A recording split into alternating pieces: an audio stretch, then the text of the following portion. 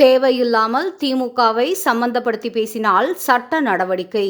திமுக MP Wilson. இல்ல, தெரியாம தான் சார் கேக்குறோம். திமுகவை நாங்க ஏதோ புதுசா தொடர்பு படுத்தி பேசுற மாதிரி இல்ல நீங்க பேசுறீங்க. அவன் திமுகவில் அடிப்படை உறுப்பினராக இருந்து கட்சியில் ஒரு பதவியையும் அனுபவித்துக் கொண்டு இருந்தான். இதுல புதுசா யார தொடர்பு படுத்துறாங்க? கட்சியில் 2 கோடி பேர் உறுப்பினரா இருக்காங்கன்னு சொல்றீங்க. அவங்க எல்லாரையுமே பேக்ரவுண்ட் செக் பண்ணியா கட்சியில் சேர்க்க முடியும் என்ற அறிவுபூர்வமான கேள்வியையும் கேட்கிறீங்க. சரி, செக் பண்ணாம சேர்த்துட்டீங்க.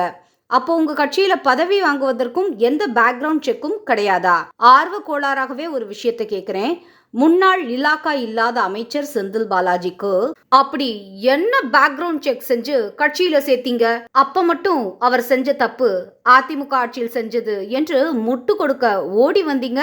கட்சியில் எம்எல்ஏவாக தேர்வாகி அமைச்சர் பொறுப்பு வகிப்பவர்களுக்கு கூட நீங்க எந்த பேக்ரவுண்ட் செக்கும் செய்வதில்லை என்று நல்லா புரியுது.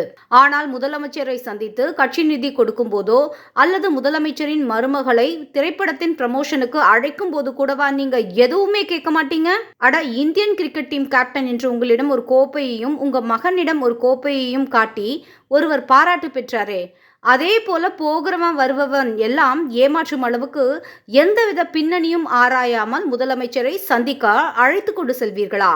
இந்த அழகில் போதை மருந்து தடுப்பு பிரிவு துணை இயக்குனர் பேட்டியளிக்கும் போது அவர் முன்னாள் திமுக நிர்வாகி என்று சொல்லியது இவர்களுக்கு சந்தேகத்தை ஏற்படுத்துகிறதாம். தேர்தல் வரும் சமயத்தில் இப்படி கூறலாமா என்று பொங்குறீங்க. அப்ப கூட போதைப் பொருள் கடத்தல் கும்பல் தலைவன் நமது கட்சியில் இருந்திருக்கிறானே என்ற உறுத்தல் இல்லாமல் தேர்தலில் தங்கள் கட்சிக்கு அது எதிர்மறையாகி விடுமே என்ற கவலைதான் உங்களுக்கு அதிகமாக இருக்கு. நாங்க எங்க சார் புதுசா சொல்லுறோம்? அவனுக்கும் திமுகவுக்கும் சம்பந்தம் இருக்குதுன்னு. நீங்க ஏற்கனவே சம்பந்தப்பட்டு இருப்பதால் தான் அவனுக்கு கட்சி பதவியே கிடைத்திருக்கிறது. தமிழகத்தில் அதிகரித்து வரும் போதைப் பொருட்களின் புழக்கத்தை முதல்வர் ஏற்கனவே சட்டசபையில் பேசியிருக்கிறார். இந்த விவகாரம் அவர்களுக்கு புதிதாக மிகப்பெரிய ஒரு தலைவலியை கொடுத்திருக்கிறது. இந்த விவகாரம் விஸ்வரூபம் எடுக்க எடுக்க தேர்தலில் திமுகவுக்கு டெபாசிட்டாவது கிடைக்குமா என்ற நிலை உருவாகி கொண்டே வருகிறது.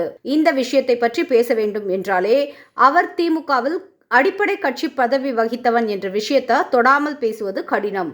ஆனாலும் மக்களின் கவனத்திற்கு இந்த விஷயம் செல்லாமல் இருக்க பத்திரிகை சுதந்திரத்தின் குரல் வழியை நெரிக்கும் விதத்தில் ஒரு பயமுறுத்தும் மிரட்டலாகத்தான் இந்த பேட்டியை பார்க்க முடிகிறது. அவனை திமுகவுடன் தொடர்பு படுத்தக்கூடாது என்று அவர்கள் திரும்ப திரும்ப சொல்வது எங்கப்பா குதிரைக்குள்ள இல்லை என்று அவர்களாகவே மாட்டிக்கொள்வதற்கு சமம்.